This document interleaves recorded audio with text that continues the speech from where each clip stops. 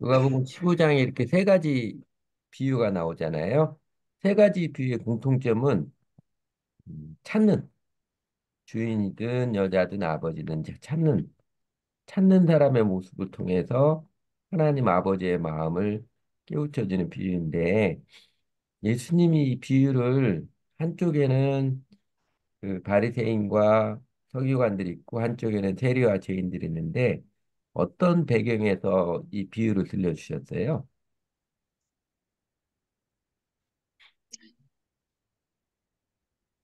죄인들과 어울린다는 예, 예수님을 책망하는 사람들에게. 예. 바리새인과 서기관들이 예, 무슨 하나님의 아들이 저렇게 죄인들하고 어울리냐 약간 비아냥거렸던 그런 배경의 대주님께서 어, 두 부류의 사람들 모두들 그리고 제자도 들으라고 들려주신 비유입니다.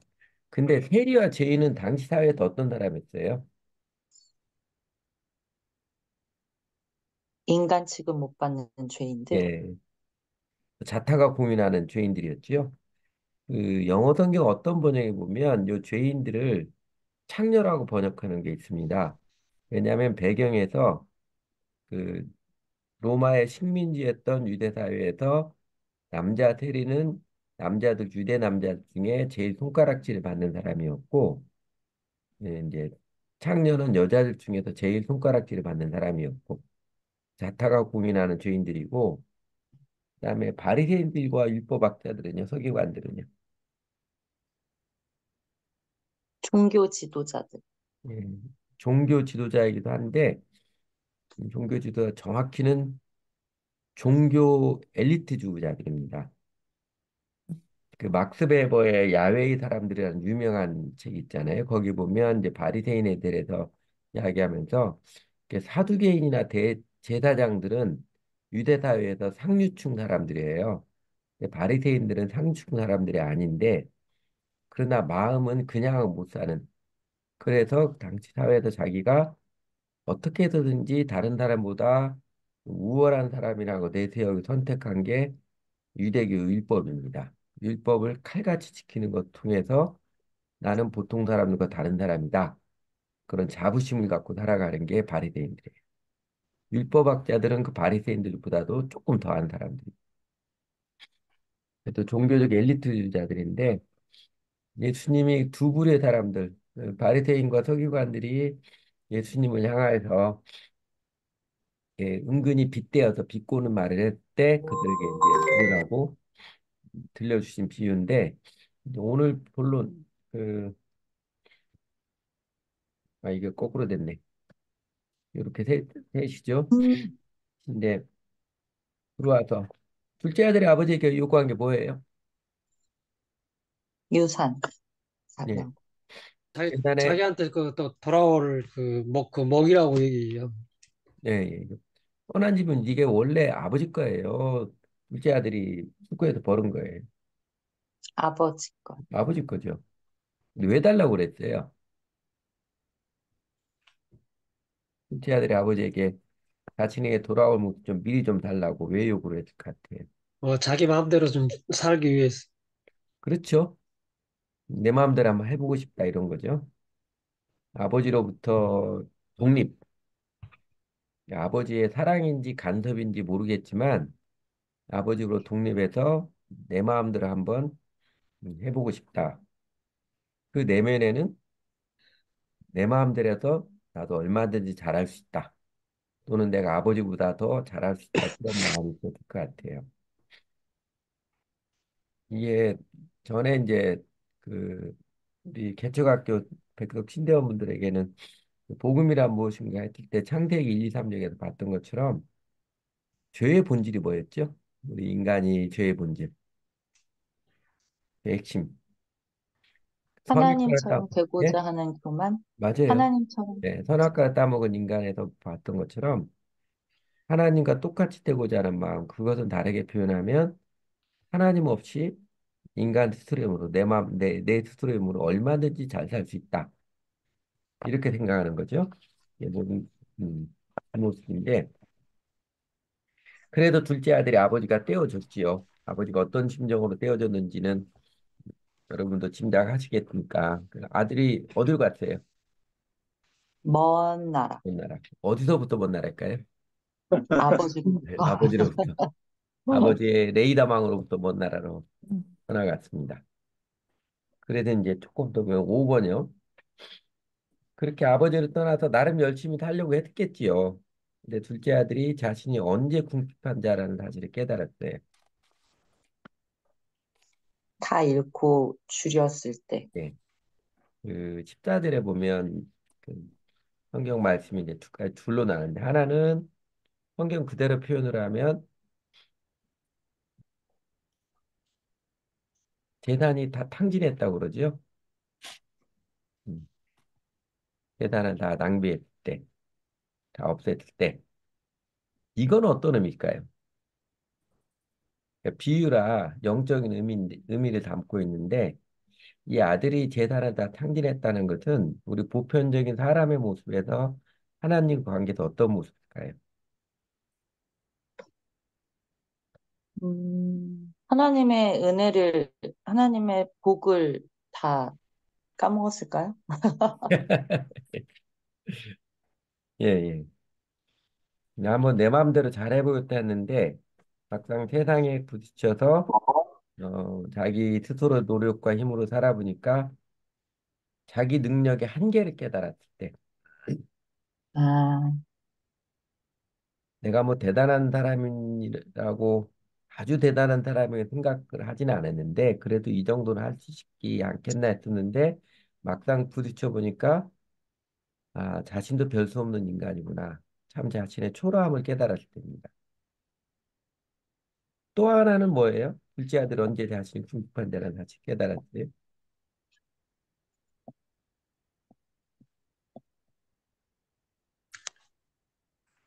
음, 여러분 다 없앤 후 그 나라에 10년이 10년이 들어 들었어요. 흉년이 들어 세상에 궁핍한 자. 크게 흉년이 들었을 텐데 이거는 어떤 의미일까요? 환경이 어려워질 맞아요. 때. 뭐 조금 표현하면 세상의 각박함에 살을 낼 때, 아, 이게 세상살이가 장난이 아니구나. 이 경험할 때지요.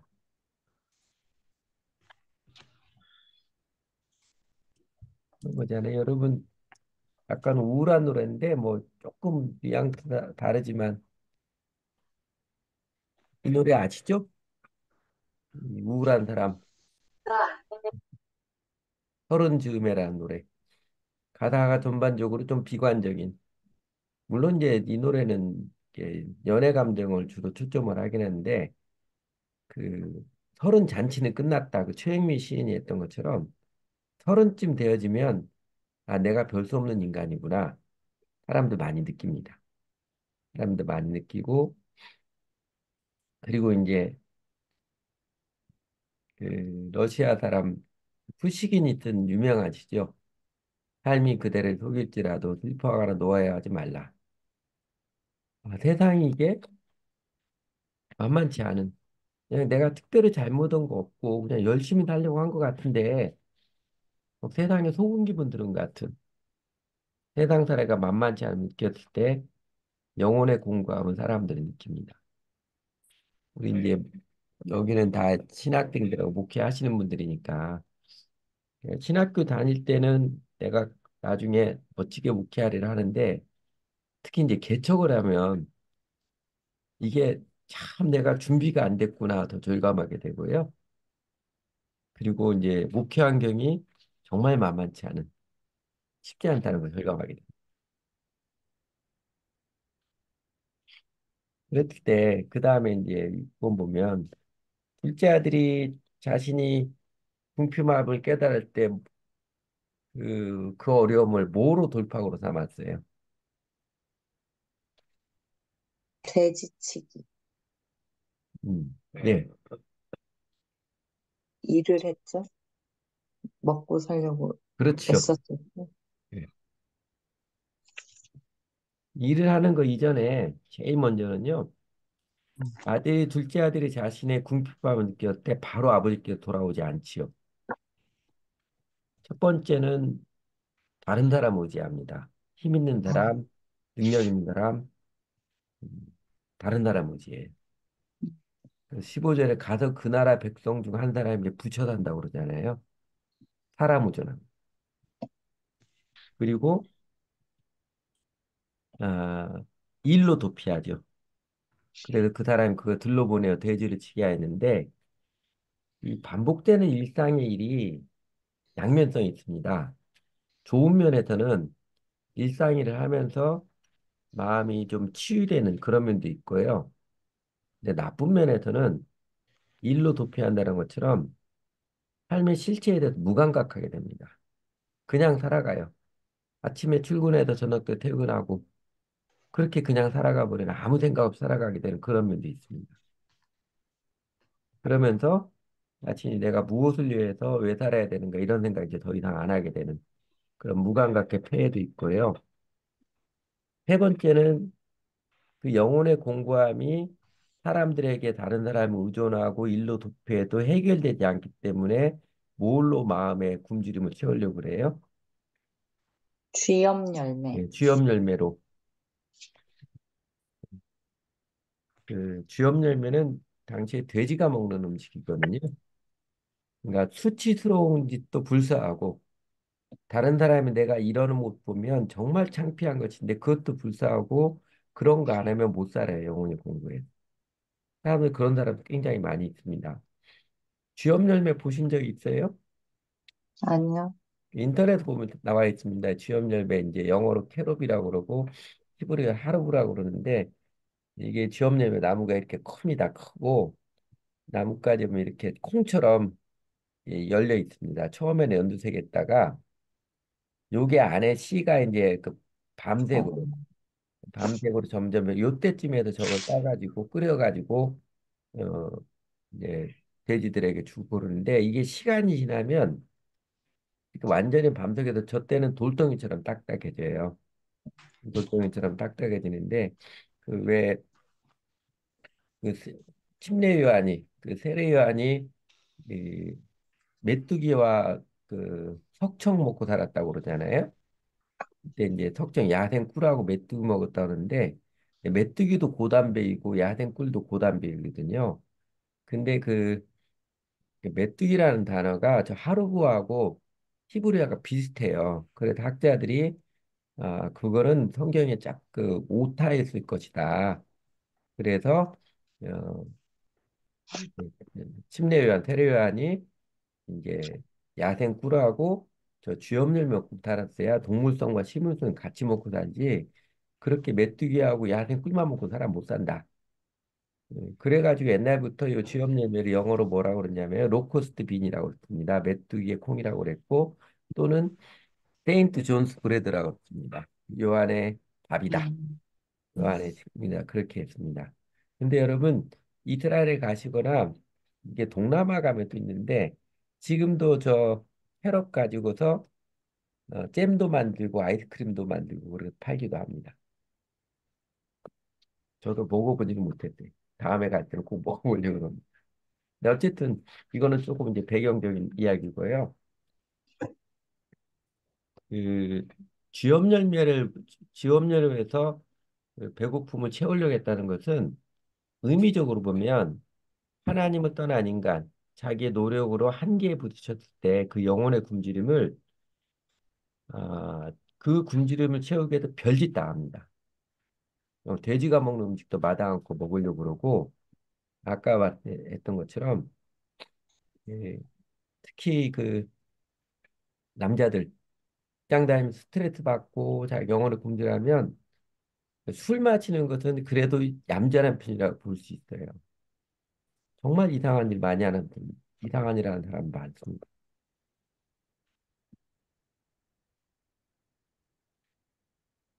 그런데 그런데 이제 치보면 그렇게 사람들에게 빌붙여 살아서 힘 있는 사람들에게 하여튼 비굴함도 감수하고 빌붙어 살아서 그다음에 아무 생각 없이 일로 도피하고 그래서 영혼의 공고함을 주염 열매로 채우려고 근데 그의 시도가 줄인 마음 채워졌어요?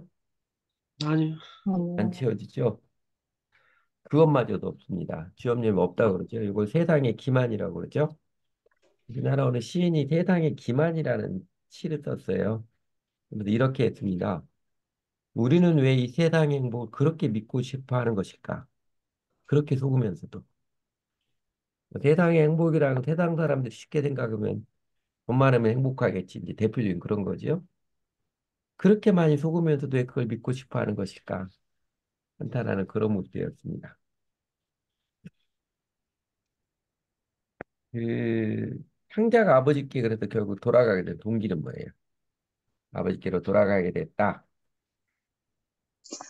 굶어 죽을 직전이어서. 굶어지 직전인데 17절에 보면 자기가 아버지께 돌아가는 내면의 변화를 읽을 수 있습니다. 크게 두 가지인데 옛날 생각이 났었을까요? 그렇지 옛날 생각이 났지. 옛날 맞, 생각 어떤 생각일까요? 아버지는 되게 풍족했고 아버지 밑에서 행복했던 시간들이 생각이 맞아요. 났었을까요? 예, 예. 아버지와 함께 했을 때 그 풍요로움이 기억되는 거죠. 아버지와 함께 해서 풍요로움이 기억됩니다. 또 하나는요.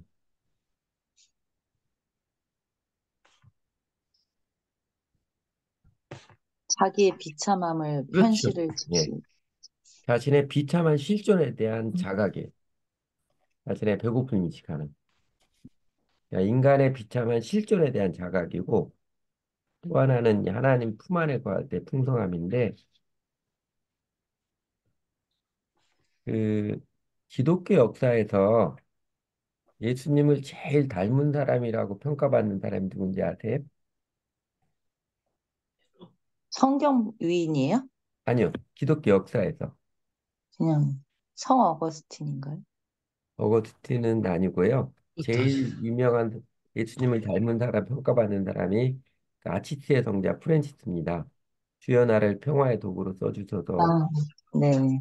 예, 그 시의 저작자가 알려 있는데 이 양반 이제 십자군 전쟁이 일어났을 때 온 유럽이 전부 저 사탄의 세력도 이슬람 세력을 물리친다고 했을 때 그건 하나님의 방법이 아닙니다 해가지고 자신의 그 형제단 형제들을 그 십자군 전쟁에게 전쟁하는 십자군 군인들에게 복음을 전해러 보냈고 또 일부는 이슬람 사람들에게 복음을 전해러 보냈습니다.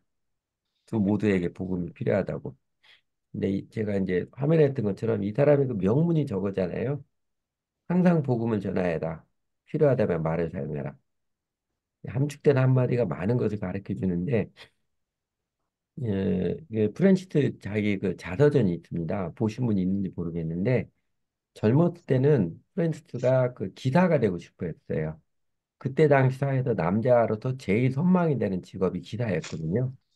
예, 아주 남자답고 그래서 프렌시스가 젊을 때는 정말 호탕하고 술도 잘 마시고 놀기도 잘하고 그랬는데 한 번은 교회 갔는데 교회에서 목사님으로부터 당신의 인생의 주인은 누구이십니까? 예수 그리스도는 만유의 주인이십니다. 예수 그리스도께서 당신의 인생에도 주인이 되기 원하십니다. 그 설교가 마음에 들렸어요. 그러면서 과연 내 인생의 주인은 무엇일까? 예수 그리스도가 주인이어야 한다고 고민이 생겼습니다. 사람이 고민이 생기면 혼자 있는 시간 많아지고 잘 안 노는 게 별로 재미없어지고 그러잖아요. 가만 보니까 이 친구들 프렌시스가 요새 좀 이상하거든요. 잘 어울려 놀려고 하지도 않고 괜히 혼자 뭐 이렇게 뭐 고민 있는 사람처럼 그러고 그래서 친구들이 야, 어떻게 하면 프렌시스를 좀 기분을 좀 업시켜 줄 수 있을까 의논했습니다. 그래서 결정을 한 게 옛날 중세라 그 유럽 중세라 마을 중앙에 교회당이 있고 주변에 이제 마을들 있잖아요. 자동차 없는 거리를. 조금 있으면 이제 추수감사절 되니까 그때 우리 교회에서 연구 가자. 프랜시스 주인공 시키고 추수감사절 연구 우리 연습하면서 같이 하도록 하자. 그렇게 이제 마음을 해서 프랜시스에 전했더니 프랜시스도 친구들한테 미안해서 그래 하자고 고맙다고 해서 연구를 하러 갑니다. 그래서 이제 날마다 같이 모여가지고 마을 중앙 언덕배에 있는 교회당에 가서 연구 연습을 하는데 연구연수하러 가는 중간에 프렌치도 막 퍼뜩 그런 생각이 드는 거예요. 내가 살아가는 것도 연극 같은 거 아닌가? 다른 사람이 나를 어떻게 봐주, 다른 사람이 잘 보이려고 하고, 다른 사람이 나를 어떻게 생각할까? 이것에 내가 연연하고 민감해 살아가는가? 내 인생이 연극 같지 않은가? 그 생각이 퍼뜩 드는 거예요. 근데 친구들 가다 보니까 프렌치도 없어요. 안 따라와요. 얘는 또 어디로 빠졌냐 해가지고 그 중세 오솔길을 뒤돌아서 돌아오는데 프렌치스가 길모퉁이에서 그렇게 기도를 하고 있더래요. 하나님, 내가 이렇게 살 수는 없습니다. 예, 다른 사람에게 잘 보이고 다른 사람이 아니라 하나님, 제가 이렇게 살 수 없습니다. 그 자서전에 나오는 프렌시스 회심의 이야기는 그렇게 나오고 있습니다. 자각이죠. 하나님, 내가 이렇게 살 수는 없습니다. 이렇게 아무런 의미도 없이 결국 나이 들을 때 무상하게 허무한 그렇게 살 수는 없습니다. 하기 싫다는 자각이고, 또 하나는 아버지의 풍요로움에 대한 기억인데, 제가 이제 침례교 신학교 다녀서 침신대 그 지금은 은퇴했을 거예요.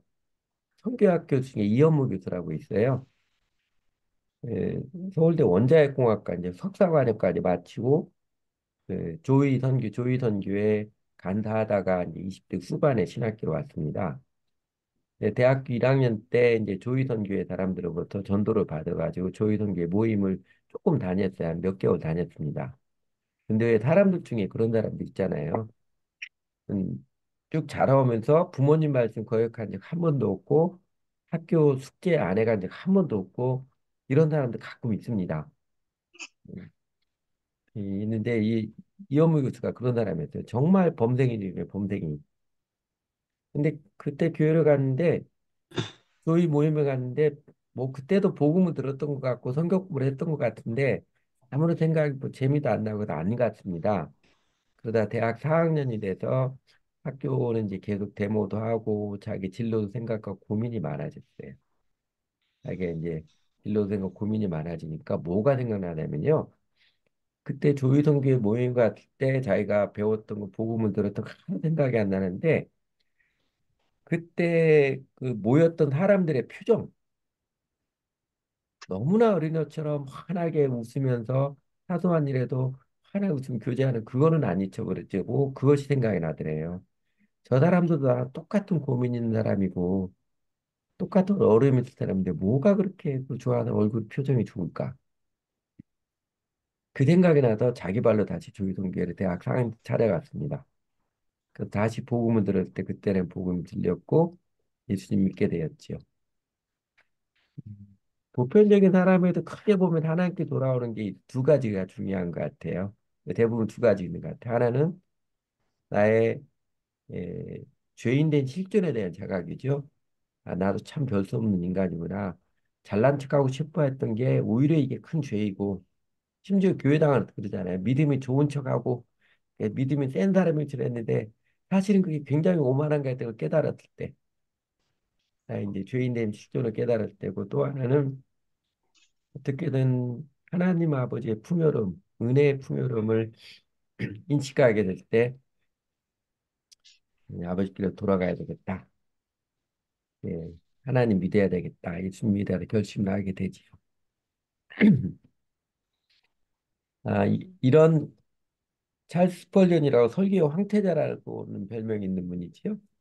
이분이 탕자 모습에서 설교하면서 아주 명문장을 한번 한 적이 있었지요.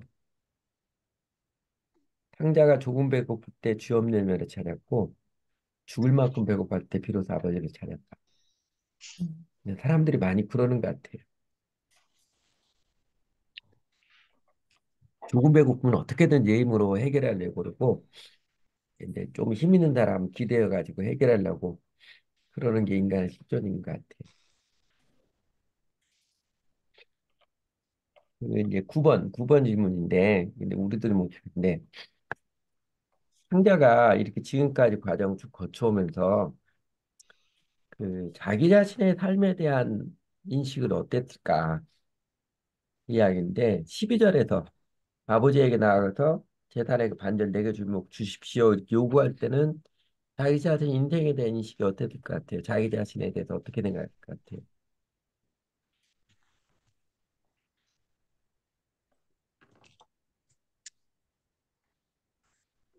자신만만했죠. 네, 자신만만했죠. 한번 맡겨줘 보시죠. 그때는 자신만만했죠. 그다음에 13절은 뭐 할 때예요? 먼 나라에 생활할 때.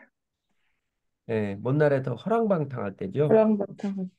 그때는 자기 자신이나 자신의 인생에 대해서 어땠을 것 같아요?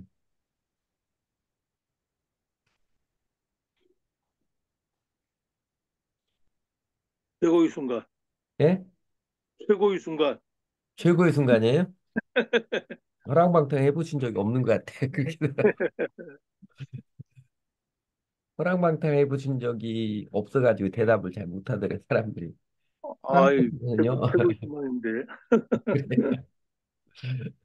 자, 원래 돈이 있으면요, 예, 그 남의 눈치도 안 보고 내가 진짜 정말 그 왕처럼 음, 모든 것을 할 수 있는 그것을 생각하기 때문에 그렇죠, 그렇죠. 안 놓고 싶은 거예요. 그래 보신 적 있어요? 예, 저도 있습니다. 저도 한때 잠깐 있습니다. 네, 뭐, 뭐, 쾌락을 즐기고 돈 쓰는 맛에 즐기고 살지 모르겠지만, 허랑방탕 할 때는 자기 자신이나 자신 인생에 대해서 아무 생각 없습니다. 그래서 허랑방탕해요. 내가 이렇게 허랑방탕하면 나중에 큰일 난다 이걸 알면 못하는데 아무 생각 없어요. 무감각이죠.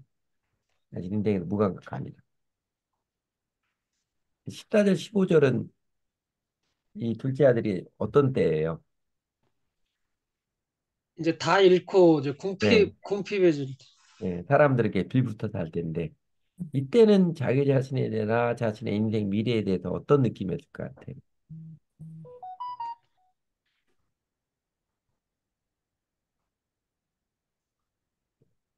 완전히 좌절했겠죠.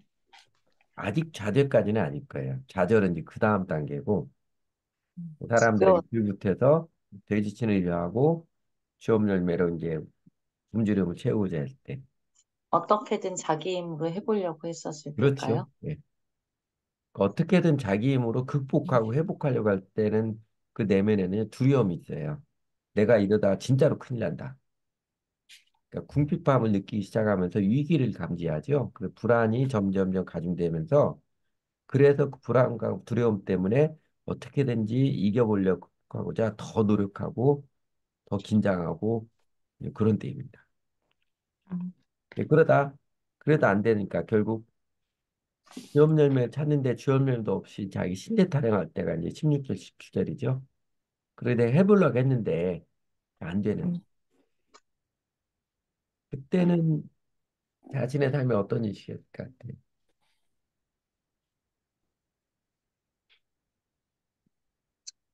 저는 자포자기 하는 심정. 그렇죠. 절망의 인식이라고 그러죠. 그 키에르케오르가 절망의 선이라고 했던 것. 그래서 키에르케오르가 그런 이야기했죠. 사람의 끝이 하나님의 시작이다. 내 노력으로 내 지혜와 내 힘으로 뭔가를 만들어 보려고 했다가 결국 이게 안 되는구나. 두 손 다 들었을 때 그때가 하나님이 일하기 시작하는 때이다. 그럽니다. 그러니까 보통 내가 내 힘으로 뭐 할 수 있겠다는 사람들은 마음이 가난하지 않잖아요. 예수님 그렇게 필요로 하지 않잖아요. 그러면 이제 대부분 이제 목회를 하시거나 목회를 지망하시는 분들인데 목회에 대한 내 목회에 대한 여러분 인식은 요새 인식은 어때요? 자신만만해요. 아니면 야 이거 쉬운 거 아닌데 이렇게 느낄 것 같아요. 내가 길을 잘못 왔나 이렇게 느끼는 거. 두려움이요. 예, 예. 들어요. 그렇죠. 길을 잘못 들었구나 했죠.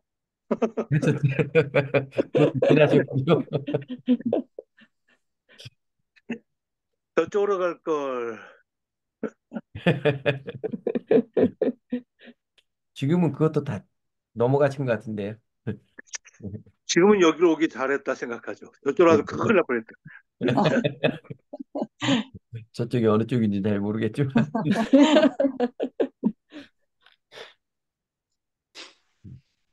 그다음에 그 10번 보면 그래서 이제 산전수전 다 겪고 아버지께로 돌아가지요. 근데 그 둘째 아들이 자신이 스스로 독백하는 마음 가운데 독백하는 말 가운데 아버지께로 돌아가기로 결정하게 된 이 결정하게 된 그 마음의 요인들이 있습니다. 어떤 거 있을 것 같아요? 맨 17절에서는 이게 뭐 어떤 마음이에요?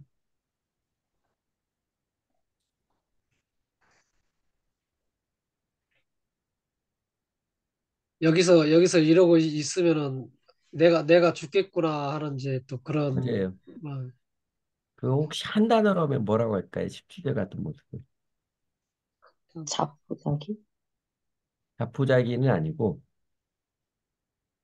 자각이죠. 스스로 자각. 깨닫는 것. 각성입니다. 음, 그러니까 부흥을 대각성 운동이라고 그러잖아요. 그러니까 내가 이대로 살면 안 되는 거구나. 이렇게 살면 안 되는 거구나. 이렇게 깨닫는. 돌이키는 거. 예? 돌이키는 거죠. 그렇죠. 큰 게 깨달음이에요. 그냥 내가 하나님 없이 그냥 이렇게 사는 것은 정말 아무 의미가 없구나. 깨닫는 것이고, 18절, 19절은 어떤 모습이에요?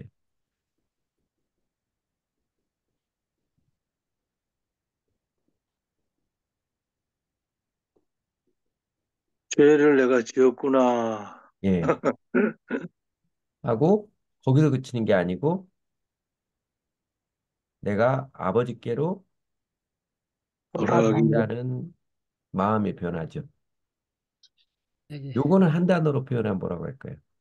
내가 내가 이대로 살면 안 되겠구나. 내가 크게 잘못 생각했었구나. 그래서 이제 나 아버지께로 돌아가야 되겠다. 회개? 예, 회개입니다. 회개. 아버지께로 돌아가리라 하는 마음 변하고, 는 회개고.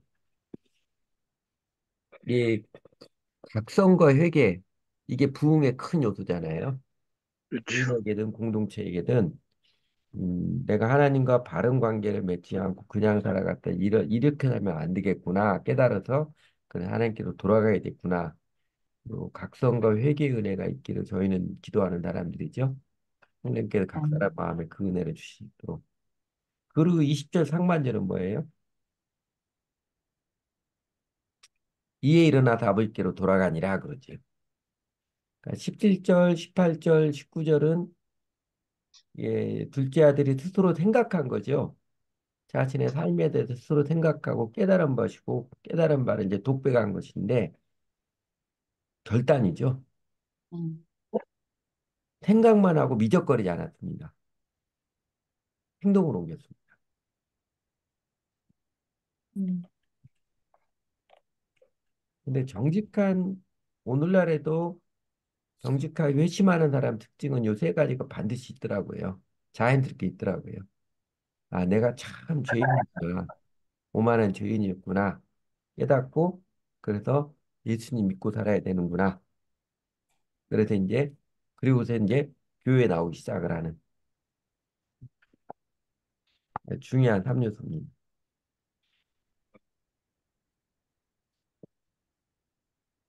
이제 그래서 이제 집으로 돌아가고 돌아오는 탕자를 맞이하는 아버지 모습인데 아버지 아들은 누가 먼저 봤어요? 아버지. 아버지. 그건 아버지가 먼저 봤다는 건 뭘 뜻하는 것일까요? 항상 기다렸다는 거. 항상 기다리고 있다죠. 아들은 자기 집이 어딘지 알고 다 아는데 찾아가는데 아버지는 얘가 언제 어딜지 모르는 거죠.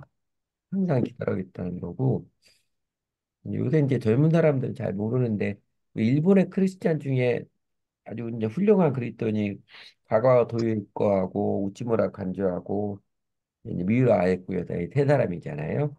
빙점이라는 소설로 유명한 맞아. 사람인데 조금 이제 지났지만 이 사람이 또 많이 아름다운 소설 중에 하나가 빙점은 사람의 죄성의 내면을 아주 파헤친 정말 리얼하게 파헤친 데 유명한 책이고 이 책 보신 분인지 모르겠어요. 양치는 언덕이라는 책인데 여기 보면 그 여자 주인공이 나옴인데 아버지가 목사님이에요. 착실하게 교회에서 잘하고 그랬던 청년이 되어서 교회 청년부 나오는 아주 건실한 청년하고 약혼한 상태였는데 왠지 뭔가 좀 그렇게 그냥 착하게만 살아가는데 별로 그렇게 매력이 없는 거예요. 좋은 사람인 거 다 알고 그러는데. 그런데 이제 한 번씩 가끔씩 교회에 나오는 이제 화가하는 청년이 있었는데 뭔가 멋있어 보이는 거예요. 그래서 이제 가끔씩 따로 만나다가 이 화가가 자기가 이사를 가게 되었는데 다른 도시 이사를 가게 됐는데 자기 좀 도와달라고 해서 그 이사하는 데를 도와주러 갑니다. 근데 아버지가 직감을 하고 가지 말라고 그러는데 어, 아버지 명으로 가요. 이사를 도와주러 다른 도로 갔다가 그냥 거기서 눌러 살 수밖에 없는 일을 당해요. 그 남자로서 일을 당해서 이 나오미가 뭐라고 생각하냐면은 어차피 내가 잘 살아가지고 아버지 어머니한테 좋은 모습 돌아가면 되겠지. 이 남자가 나를 사랑하니까. 그렇게 해서 열심히 일을 하고 하는데 다시 살아보니까 아닌 거예요. 그래서 다시 또 해보려고 했는데 안 되고 한다가 결국은 아무것도 다 이제 만장이가 돼서 아버지 집으로 돌아가리라 결심을 합니다. 돌아가서 밤 늦은 시간에 집 가까이 가니까 멀리에서 그 풍금 소리, 옛날 그 풍금 소리가 들리는 거예요. 그래서 그 풍금 소리를 들으면서 얼마나 그리웠던 풍금 소리인가. 그 풍금 소리를 들으려고 가까이 가보니까 현관에도 불이 켜져 있고 소리 들으고 문에 가까이 되니까 문이 스르르 열리는 거예요. 기대니까. 안 잠궈 놓은 거죠. 그 스르르 열리자마자 아버지 어머니가 나오미하고 뛰어나오는 그 장면을 참 잘 묘사를 해놨습니다. 하나님 아버지의 마음이 이제 항상 기다리고 있었던 아버지 어머니가 나오미가 돌아가기를 밤이고 낮이 항상 기다리고 있던 그 마음입니다. 근데 그 아버지 마음이 어땠을 것 같아요? 재산 다 탕진하고 이 거렁뱅이가 돼가지고 거지가 되어도 돌아오는 둘째 아들을 바라보는 아버지 마음이 어땠을 것 같아요? 측은히 여겼어. 예, 측은히 여겼다는 게 뭘까요? 불쌍히 예, 여겼다. 불쌍히 안쓰러웠다. 여겼다. 가엾게 여겼다. 가엾게 여겼다. 그냥 조금 그 영어 단어 중에 컴패션이라고 그러죠. 공감하는 그 처지로 완전히 공감하고 사랑하는 마음인데 불쌍히 여겼다고는 보기에는 조금 번역이 좀 미흡하고 가요 여기다면 불쌍히 같았는데 영어 성경 보면 그 field with compassion입니다. 그 불쌍한 천지 그 마음을 공감해서 정말 사랑하는 마음이 가득한. 근데 성경에 나타나지 않은 아버지 마음이 하나 더 있습니다. 그거 뭐인지 한번 상상해 보세요. 둘째 아들을 대하는 아버지 모습 보면서 멀리 도는 분 묻고 우리 우리나라 표현은 버선발로 달려가서 둘째 아들을 맞이하는 아버지 마음, 기쁨. 기쁨. 어렸을 때 제 기억인데 예, 그 우리 집이 이제 부모님이 셋집에 살았는데 주인집이 세탁도 집안이었어요. 세탁도 집안이었는데 거기에 이제 저 초등학교 1학년 때 중학교 다니는 형이 하나 있었습니다. 이름이 용기 형이었는데 성이 있고 용기 형인데 어느 날 들으니까 이 형이 가출을 했어요. 그 이야기 이제 어머니 통해서 들었습니다. 그러니까 분위기가 이상하더라고요. 근데 한참 있다 밤에 막 마당이 시끄러운 거예요. 이제 세탁소가 안쪽에 있는 마당이 시끄러 보니까 이 용기 형이 돌아온 거예요. 돌아왔는데 그 주인집 아저씨가 용기 형의 아버지죠. 옛날 그 빨래 넣는 그 대나무 바지랑띠 있잖아요. 그걸 가지고 마구 패는 거예요. 그러면서 이놈아 어디라고 들어오냐고 그렇게 나가고서는 어디라고 막 내쫓는 거예요. 그러니까 용기 형이 매만이 다 아프니까 또 나가려고 그래. 나가니까 그렇다고 진짜로 나가냐. 근데 그것도 아버지의 사랑인데 탕자를 맞이하는 그 이 아버지의 마음, 그 아들을 향하여서 손가락질을 하지 않지요. 정죄하지 않았습니다. 어디 가서 재산 다 팔아먹고 그렇게 큰 소리 치더니만 꼴 좋다 이런 식으로 하잖아요. 음, 하나님이 우리 모든 사람을 대하실 때 하나님의 제일 첫 번째로 태도가 우리를 정죄하지 않으십니다. 손가락질에 정죄하지 않으십니다.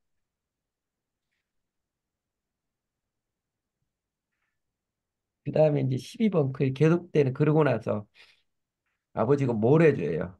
아들은 이제 자책감에 빠져서 아들 자격 없고요. 그냥 종으로 삼아 주십시오고 그러는데 아버지가 뭐 해줘요? 신분을 회복시켜줘요. 예, 예. 그게 이제 22절이죠. 옛날엔 따르면 옷이나 우리나라 조선 시대도 옷 그랬던 것처럼 가락지 신발은 이제 신분입니다. 새로운 신분.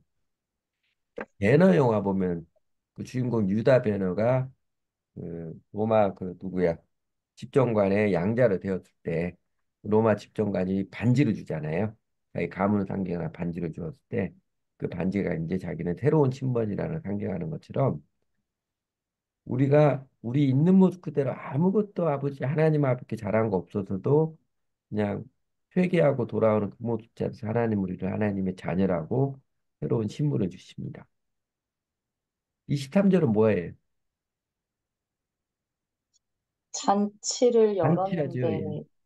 그냥 이거, 돌아왔다는 것 사실 자체만으로 기쁨의 축제를 벌이시는.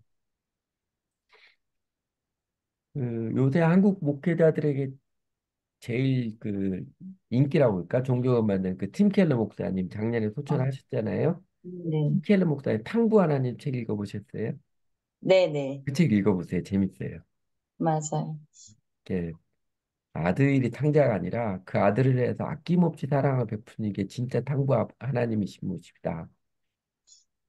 그러니까 전혀 계산적이지 않은 그냥 돌아왔다는 것 사실 자체만 너무너무 기뻐하시는 하나님의 그 마음이 우리가 이제 많이 부르는 복음성가 많이 부르는 요 노래에도 나와 있죠. 스바냐 3장 17절에서 내 하나님 여호와가 너의 가운데 계시니 그가 너를 인하여 기쁨을 이기지 못하시며 그러니까 우리가 뭐 이렇게 목회자를 헌신하고 그러지 않아도요. 그냥 하나님께서 돌아온 자체만으로 하나님 기뻐하시고 살아가시고 아멘. 그러니까 이렇게 재밌는 만화로 표현을 해놨더라고요. 그 다음에 24절은 뭐예요?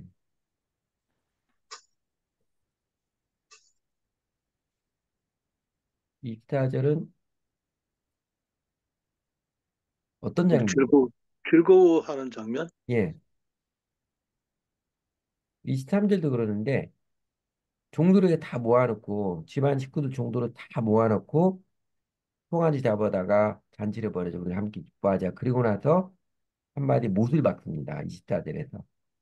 이 내 아들은 죽었다가 다시 살아났으며 내가 이렇다 다시 얻었노라. 그러니까 어떡하라고요? 이 내 아들에서 수근수근거리고 하는 데라 내가 절대로 가만두지 않는다. 돌아온 내 아들에 대해서 비아냥거리거나 손가락질하거나 수근수근하는 거 내가 용납하지 않겠다. 선포를 하시는 거죠. 엄연한 내 아들이다. 아버지의 근엄한 자랑스러운 선포를 하십니다. 우리가 회개하고 예수님을 주님으로 믿어서 하나님 앞에 돌아왔을 때 이거를 가르쳐주는 신학적인 용어 하나 있지요. 하나님 우리를 내가 아무것도 하지 않았어도 회개하고 하나님께 돌아왔다는 그 사실 하나만으로 의롭다 선언하시는 것. 칭의라고 그러죠. 음. justification. 내가 의로운 행동을 하나도 하지 않았음에도 불구하고 하나님께 돌아왔다는 그 자신만으로 마음이 돌이켰다는 한 가지만으로도 하나님 의롭다 칭하십니다. 네, 그걸 가르쳐 주는 게 로마서 8장 1절 2절이고요. 그러므로 누구든지 그리스도 예수 안에 있으면 결코 정죄함이 없나니 정죄하지 않고 의롭다 선언해 주십니다.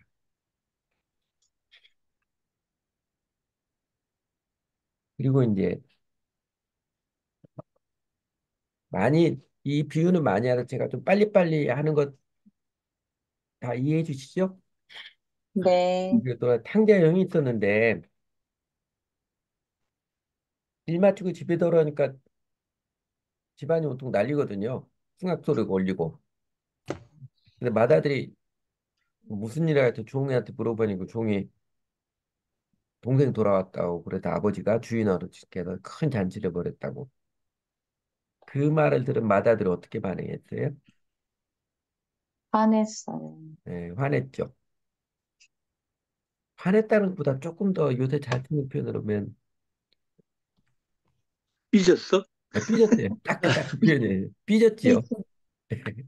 삐졌습니다. 삐져가지고 밖에서 안 들어가고 씩씩거리고 있는 거죠.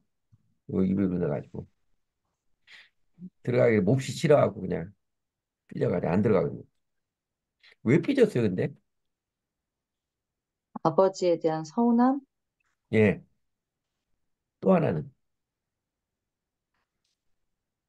29절 30절 아버지께 대답하는 말해 보면 삐져서 안 음, 들어가는 그 형의 마음을 알 수 있습니다. 하나는 아버지에 대한 서운함이고 또 하나는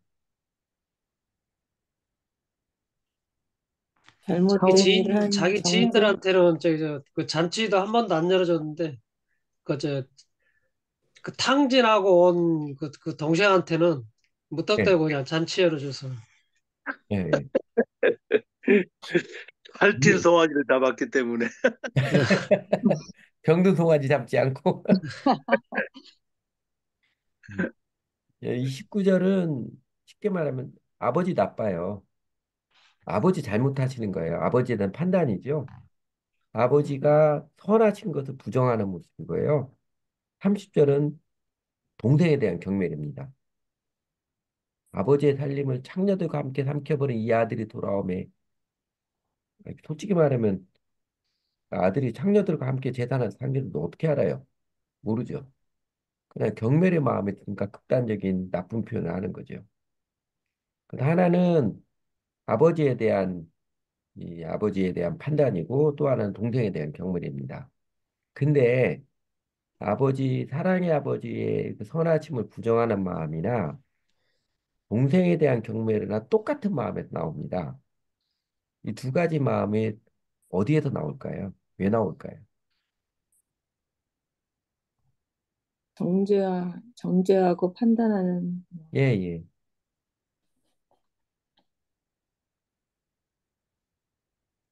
텃세에서 나옵니다. 예? 어, 텃세. 네? 텃세요, 텃세. 네. 텃세. 네.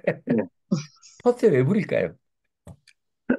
내 거다. 아니, 내 거다. 그 마음 때문에 텃세 부리는 거죠?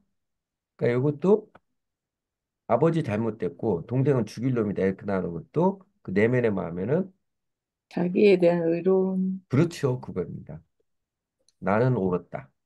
음, 나는 옳다라는 자기 의에서 비롯되는 것입니다. 여러분, 예, 오늘날 사람들 관계에서도 쉽게 다른 사람 판단 잘하는 분들, 잘하고 이런 사람 내면에 보면 자기 생각이 옳다라는 게 강한 사람일수록 자아 집착이 강한 사람일수록 다른 사람 판단하고 경멸하게 잘하잖아요. 마다도 그거예요. 이게 자기는 옳다고 생각하는 자기 의에서 비롯되는 모습입니다. 그런데 그 마다들 아버지는 어떻게 돼야 돼요? 달래주시는, 설득해주시는. 예, 안에서 아버지도 그렇게 살면서 애비만 그렇게도 모르냐? 뭐 하고 있느냐? 냉큼 들어오라. 이렇게 소리치지 않고 아버지가 나가서 잘 권하고 타이를 치죠. 예수님의 특징이 그 하나님의 특징이 에베소 4장 15절에 보면 오직 사랑 안에서 참된 것을 하여 범사에 그에게까지 잘할지라 그는 머리니 곧 그리스도라 했던 것처럼 참된 것을 정말 사랑으로 말씀해 주시는 원하시는 딱 그 모습입니다. 안에 소통치지 않고 아버지가 친히 나와서 권하지요. 그러면서 사랑으로 참된 이치를 깨우쳐 주는 것이지요. 어쩌면 이 모습은 예수님께서 지금 이 비유를 통해서 바리새인들과 율법학자들 깨우쳐 주는 그 모습이지요.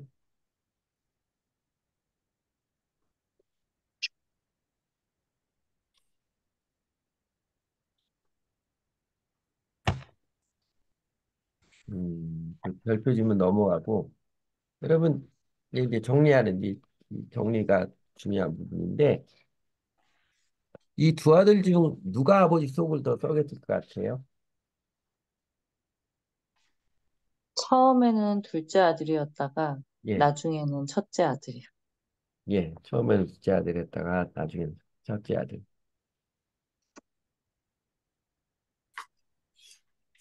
그래서 여러분, 여기서 누가 더 아버지 속을 썩였다고 생각하십니까? 라는 어떤 질문 속에서 예, 예. 목사님은 맏아들이라고 생각하시는 거예요. 왜냐하면은 예, 예. 이게 제목을 보고도 조금 의아했거든요. 예, 예. 아버지가 두 탕자라고. 예, 예, 그러니까 이게 사실은 맏아들은 탕자가 아닌데 예. 예. 탕자라고 보는 관점이 이런 것 때문에 제가 들었던 설교 중에 그 예전에 이동호 목사님이 본문을 설교하면서 집안의 탕자 이렇게 제목을 붙인 적이 있었어요. 마다도 예, 하여튼. 예, 예, 있죠. 예. 네. 여러분은 그런 경험인지 모르겠는데 저 어렸을 때 저 이제 형이 4살 많고 누님이 1살 많거든요. 형이랑 어렸을 때 뭐 잘못하니까 어머니가 이제 형이나 누나를 이렇게 되게 혼낼 때가 있습니다. 그러면 제가 이제 그때까지 제가 10년 동안은 막내로 있었으니까 막내가 가서 어머니한테 살짝 가가지고 엄마 나는 이쁘지 착하지 그럽니다. 지금도 그럴 그런데 때도 있어요. 그 그때 어머니 탕자라는 개념은 예, 그런 개념이 아니잖아요.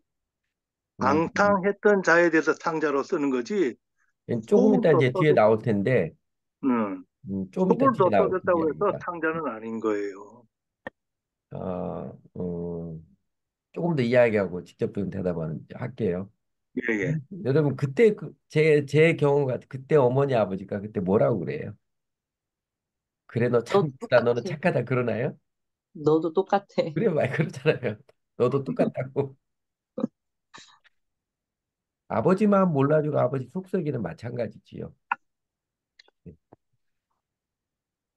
아버지 마음 몰라 속썩이는 마찬가지인데 그 인간은 생각하는 갈대다에서 유명한 그 신화인 그 프랑스 사람 블레이즈 파스칼이라는 사람 있잖아요. 그 팡세에 보면 이런 구절도 나옵니다. 이 세상에는 두 부류의 사람들이 있다.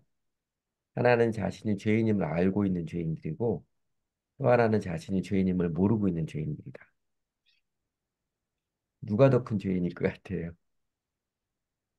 후자겠죠. 모르는 사람. 그래야지요. 그래서 예수님께서 이 땅에 지제도 바리새인들을 더 엄히 책망하시지요.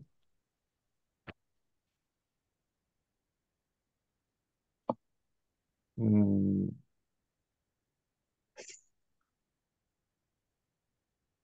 이제 우리들 질문인데 두 아들 중 당신의 모습은 누구와 더 비슷합니까? 저는 둘째입니다. 아니 목사님이 둘째라고 하시는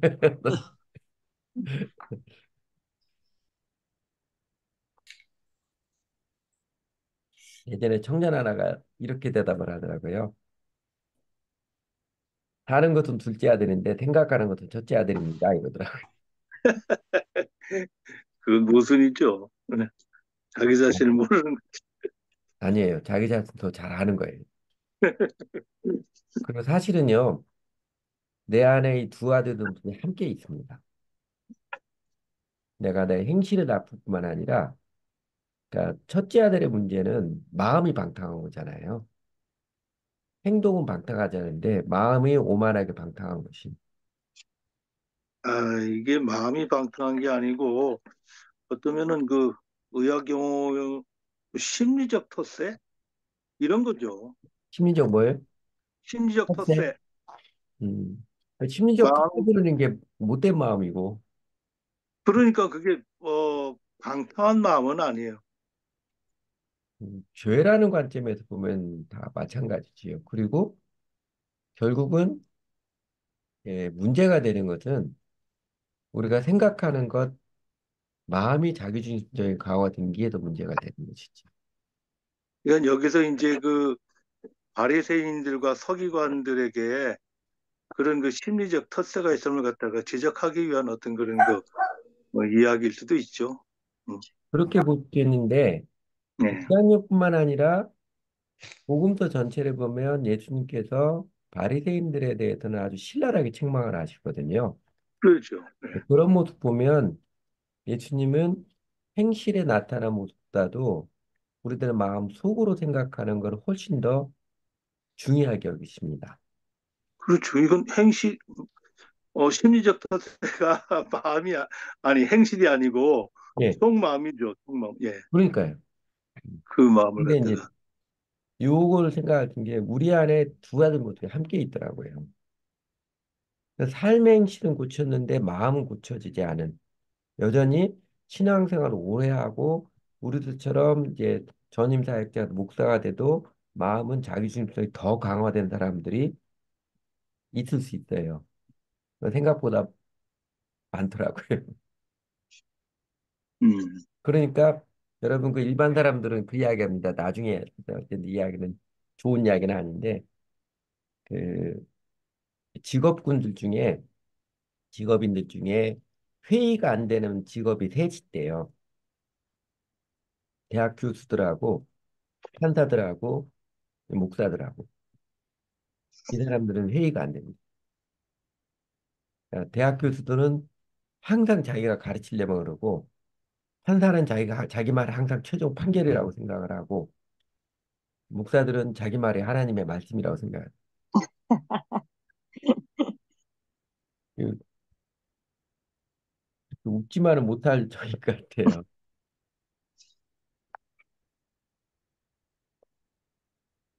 그래서 음, 제가 발견했던 것은 내 안에 두 아들은 모두 함께 있는.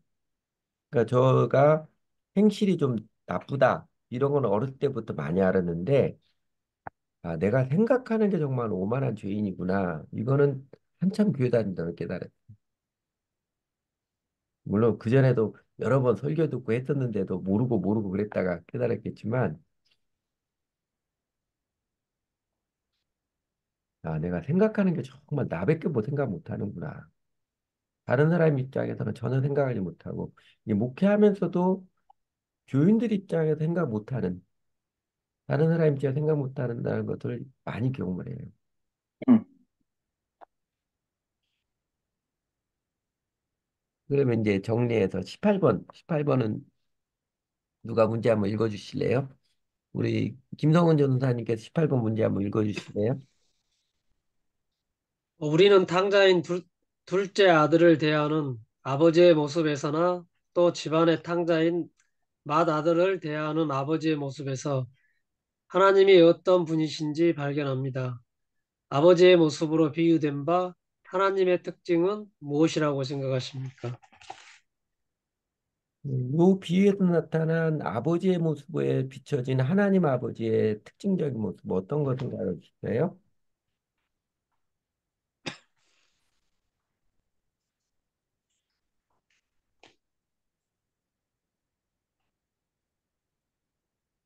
사랑과 용서. 사랑과 용서.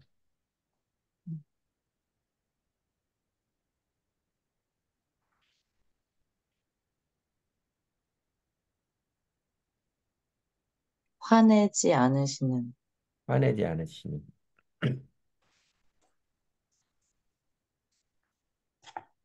아까 팀켈러 목사님이 그 탕부 하나님을 할 때는 기꺼이 손해 보시는, 기꺼이 손해 보시는 탕부 하나님 모습이고요.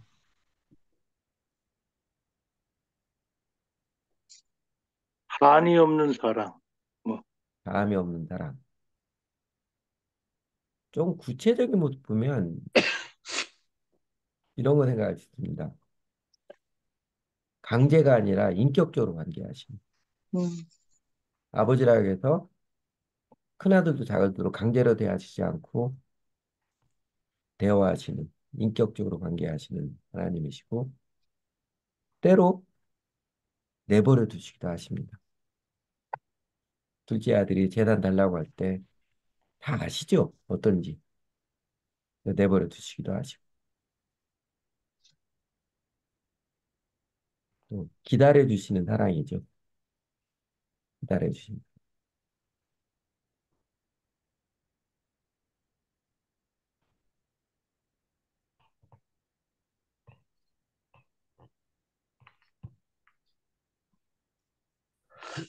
이번에는 그러면 이제 두 아들들의 모두 비유된 인간의 특징은 어떤 거 음, 자기의 해 주실까요?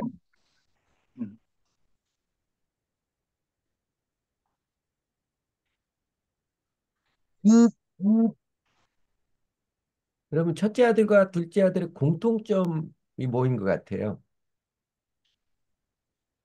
자기예요. 자기 자신에 대한 애착. 자기 자신에 대한 애착. 예.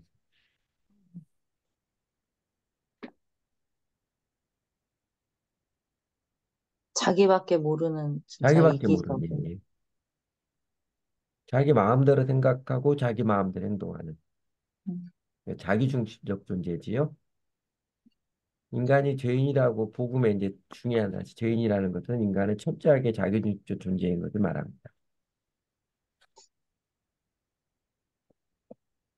자기중심적 존재가 되어서 인간의 특징이 어떻게든 자기 잘난 척하고 싶어하는 특징이 있지요. 둘째 아들도 제달의 분깃을 떼어달라고 했을 때 자기 잘난 척하고 싶은 마음이고, 첫째 아들이 아버지 나빠요, 동생 죽일 놈이요 이렇게 판단할 때도 내가 옳다고 내 생각이 맞다고 과시하고 싶은 마음이고, 그래서 나타난 세 번째 특징은요. 인간은 어떻게 자기 자신 그렇게 모를까? 둘째 아들, 첫째 아들 자기 자신이 어떤 존재를 모르는 공통점이고, 똑같은 이야기인데 뒤집어서 이야기하면 네 번째 공통점은요. 모든 인간은 회개가 필요한 존재입니다. 마음의 생각과 삶의 태도를 바꾸는 회개가 필요한 존재가 인간이지.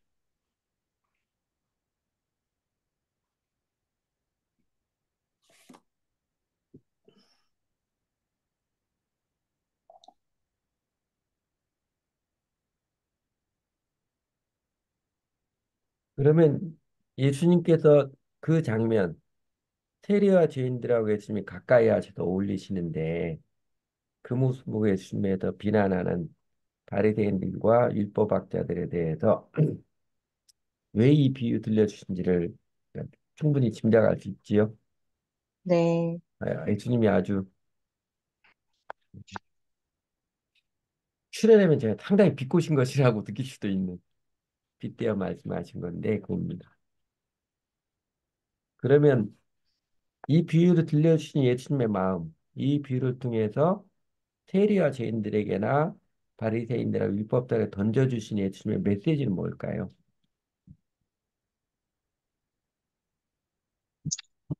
음, 이기심을 좀 버리고, 예, 자기 생각을 버리고, 예, 음, 아버지의 마음을 좀 헤아릴 수 예. 있으면 좋지 않았을까요?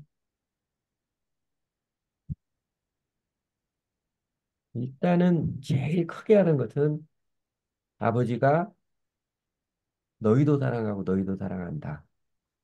세리와 죄인도 사랑하고 바리새인과 율법학자도 너희도 사랑한다. 행실이 못된 죄인도 사랑하고 마음이 오만한 죄인도 사랑하는 아버지다. 그러니까 어쩌라고요. 하나님 아버지가 이런 분이시니까 하나님께 회개하고 돌아오십시오. 직접적으로 그 말을 한마디도 안 했지만 이 비유를 통해서 그 메시지를 넉넉히 예수님이 전해주셨지요. 하나님은 이 사람도 사랑하고 저 사람도 우리 모두를 다 사랑하는데 그러니까 회개하고 돌아오도록. 세리와 죄인들에게는 삶의 행실을 고치고 돌아오라고 그러고 바리새인과 율법학자들에게는 마음의 생각을 회개하고 돌아오라고.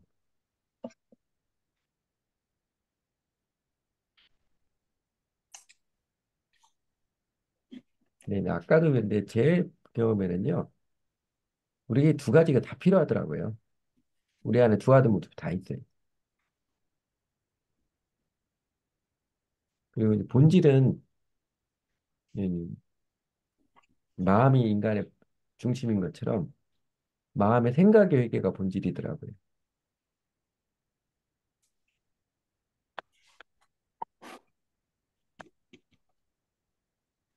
둘째 아들도 돌아오게 된 게, 아, 내가 잘못 생각했구나. 그 깨달음이잖아요.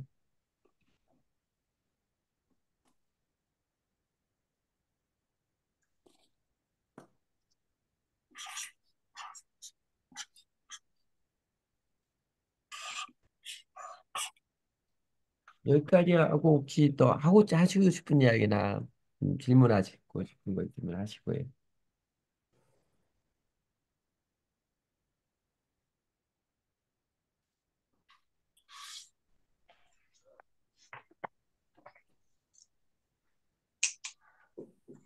아니, 지금까지 우선 이 본문을 가지고 설교를 굉장히 많이 들었거든요. 그리고 네. 제가 몇 년 전에 다니던 한 교회에서 목사님께서 이 본문을 가지고 매주 수요 예배 때 세 달 정도 같은 다른 주제로 예, 예, 설교를 해주신 적이 있었어요. 예, 그때 굉장히 다른 여러 가지 관점에서 많이 보게 되는 그런 경험이 있었는데 제가 오늘 좀 새로이 안 것이 이게 세리와 바리새인이 함께 있는 그리고 바리새인들이 수근거리는 그 상황을 탕자와 그 탕자의 형의 비유를 이렇게 해주신 거라고는 전혀 생각을 음, 못 예, 해봤는데 이게 예수님이 이때 이런 설교를 하신 그 이유가 이 듣는 청중들의 모습에 어떠함에 있었다는 거는 정말 오늘 새로이 깨달은 예, 사실은 전혀 몰랐어요. 그리고 오히려 목사님 말씀하신 것처럼 행위는 예, 오히려 고치기 쉽고 남들에게 공격을 바로 받고 비난을 바로 받기 때문에 그리고 체면 때문에 예, 나이가 들수록 그리고 뭐 하나님 믿은 지 벌써 몇 년인데 뭐 어느 예, 정도의 그런 사회적인 것 때문에 어느 정도 지키려고 하는데 사실은 생각으로 훨씬 많이 죄짓고 남이 모르니까 얼마든지 혼자서 정죄하고 저 인간 왜 저러지 뭐 이렇게 많이 하면서도 음 근데 그게 하나님 보실 때는 정말 헤아릴 수 없이 큰 행위보다 더 고치기 어렵고 누가 판단해 주는 사람 없고 그 죄의 결과가 바로 오지도 않고 쉽게 숨길 예, 수 있기 때문에 이 예, 아들 큰 아들처럼 하나님 앞에 내가 아버지 앞에 내가 그렇게 큰 죄인이 아니라고 생각하는 경우가 훨씬 많은 것 같아요. 예, 예. 굉장히 이런 것은 정말 우리 독일 신학자 중에 쉬메이커라는 신학자가 있습니다. 사람이 재미있는 표현을 했는데, 10년 전에 회심자가 10년 후에 10년 후에 바리새인이 되는 것은 그렇게 어려운 일이 아니다 그러더라고요. 그렇죠. 저는 좀 다른 얘기를 좀 하고 싶은데요. 예, 예, 만약 제가 뭐 논문이라든지 이런 걸 뭐 계획한다면은, 어, 큰아들을 유대인, 그리고 작은 아들 이방인으로 예. 이런 어떤 논문을 한번 써보고 싶습니다. 그 프레임도 그렇게 상징하는 걸로. 예, 그 프레임도 잘 맞는 것 같아요. 예. 예, 이스라엘 유대 민족이 그렇게 이 성경 보면 좋아가지고 이스라엘 선교사로 간 후배가 있거든요. 예. 이스라엘 선교사가 가서 그 친구는 그 하늘의 별보다 따기 어렵다는 이스라엘 영주권까지 받았어요. 그래서 지금 몇 년이냐, 20년 넘게 이스라엘 살고 있는데 그 친구가 아주 유대인들의 고개를 절레절레 흔듭니다. 음, 그러니까 하나님께 받아들이고. 선택받은다는 그 생각이 그렇죠. 굉장한 영적인 우월의식으로 가득 차가지고 음. 음, 못돼도 그렇게 못된 사람들이 유대인이라 가지고 고개를 좀 음, 에서와 야곱의 이야기도 그거죠, 뭐. 음.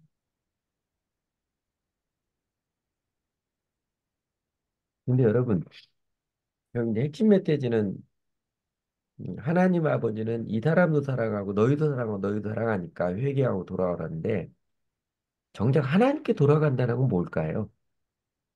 오늘날 사람들에게 하나님께 돌아간다는 건 뭘까? 예, 그 질문 우리가 품고 확인해 가야 되는 질문 중에 하나입니다. 하나님께 돌아간다는 게 뭘까? 좀 다음 거부터 나를 하겠습니다. 부인하는 거죠, 뭐. 나를 부인하는 거. 음. 예수님과 항상 동행하는 삶? 요즘에 예. 예수 동행하는 그런 세미나가 있는 것처럼 막연하지만 항상 하나님과 근데 동행하는 저는 삶. 이전에 하나님을 뭐 안 믿는 사람들이 예수님 안 믿는 사람에게 아, 느닷없이 하나님과 항상 동행하는 사람이 이게 그러네요. 너무 오르지 못할 나무처럼 보인다니까요. 음, 그러네요. 예.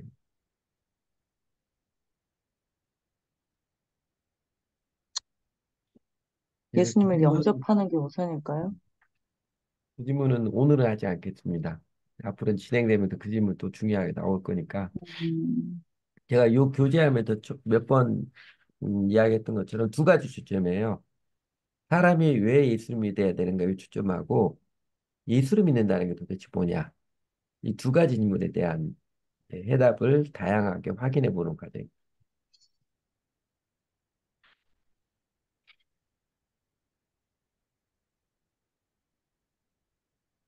그리고 또 하시고 싶은 이야기나 질문 있으세요? 목사님이 지금 던지신 하나님께 돌아간다는 것은 무엇을 의미하는 걸까요에 대한 예, 답변은 이제 오늘 안 해주신다. 그게 그렇죠. 답변인 예, 거죠? 예, 예. 알겠습니다. 질문을 던져야 생각을 하시니까요. 아, 예, 너무 정말 제가, 연구과제네, 연구과제. 네. 나중에 알고 나면 아, 별거 아니네 이렇겠지만요. 음. 그러면 음, 맞춰도 되겠어요? 네, 그럼 네. 우리 저 최정주 도사님 기도 한번 해주실래요? 네. 기도하고 마치겠습니다. 좋으신 아버지 하나님, 오늘도 우리에게 정말 이렇게 귀한 말씀을 또 가르쳐 주시고, 또 우리 삶에 정말 적용을 하고, 정말 우리 삶에서 나누어 보고, 우리 자신을 살펴보고 비춰볼 수 있도록 가르쳐 주셔서 너무나도 감사드립니다. 하나님, 음, 우리가 하나님 아버지의 마음을 알고 정말 다른 죄인들을 사랑할 수 있게 해주시고 아버지와 함께 기뻐할 수 있게 해주시고 더 나아가서 하나님을 더 기쁘시게 해드리는 우리 자녀들 모두가 다 되게 하여 주옵소서. 예수님 아멘. 이름으로 기도합니다. 아멘. 네, 아멘. 음. 목사님 네, 수고하셨습니다. 네. 수고하셨습니다. 감사합니다. 다음 수고하셨습니다. 주에 수고하셨습니다. 뵙겠습니다. 잘 목사님 들어주셔서 감사합니다. 감사하고요. 감사합니다, 목사님. 다음 주에 또 뵙도록 할게요. 다음 주에도 많이 아는 익숙한 부분인데 그래도 질문들 한번 살펴보시고 오늘처럼 다음 주에도 이렇게 이야기 많이 나누고 했으면 좋겠습니다. 감사합니다. 편안한 밤 감사합니다. 되세요. 감사합니다, 목사님. 예.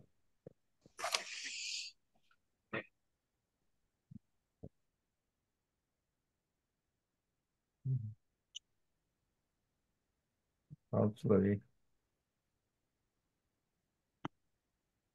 그렇게 나갔지 않나. 예.